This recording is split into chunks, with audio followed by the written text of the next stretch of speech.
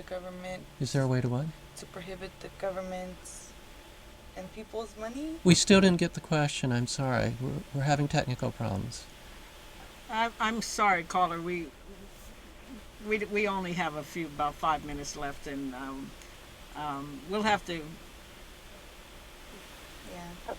Yeah. move on. I'm very sorry. We'll try to fix that for the next show. Okay.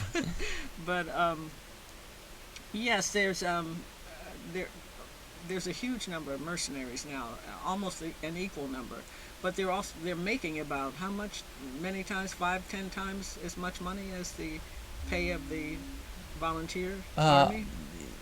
I don't know the exact amount. I've been hearing things like, well over $1,000 a month. I know that when, like shortly after the Vietnam War, I talked to somebody who was a recruiter for mercenaries in Africa at that time.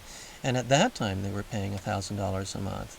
So I'm sure it's way more than that now. I'm pretty sure it's much more. Yeah, it's probably several $1,000s Yeah. would be my guess, Yeah. but I don't really know. Yeah, I heard that some of them are making hundreds of dollars a day.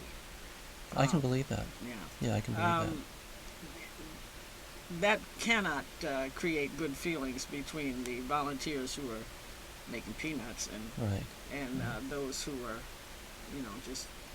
They also have immunity, apparently, from any prosecution for murders and Right. killings and Right. atrocities committed against civilians, as we've seen recently. You want to speak to that a little bit? Yeah, there's been a lot of resentment about that among the troops because, these guys are getting better equipment, they're getting paid way more than them, they're getting better living quarters, they're getting all this special treatment, and they're running around being basically loose cannons and creating a lot of ill will among the Iraqi population, which of course there's blowback on our troops. So our troops resent that, and there's this phrase now going around called going blackwater, and it's a phrase that they use to refer to people who leave the Army or leave the Marines and go over to Blackwater, and it's not a favorable phrase. When you say that somebody's going Blackwater, you're saying that they've basically sold out and they're going to become even more part of the problem. Exactly. And we were talking a little earlier, we only have about 2 minutes though.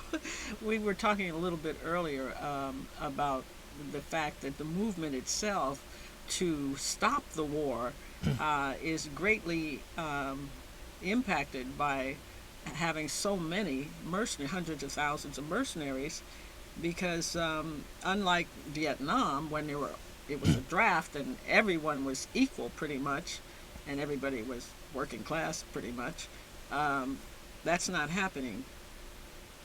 So how do you think that portends for the future of resisting war? It's a very big danger. We are, because we're using a lot of the same strategies and tactics of the Vietnam War in the GI resistance movement. We are making inroads among the troops. Two of the latest chapters of Iraq Veterans Against the War are active duty chapters on base. But we haven't even tried to penetrate the mercenaries.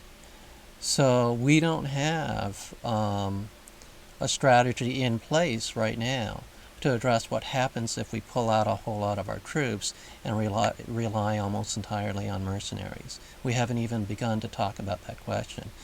So it's a good question. It's a very good question. That's because that's scary. I mean, because they're paying people from all over the world now. That's right. To go to Iraq under the U.S. American flag. Right.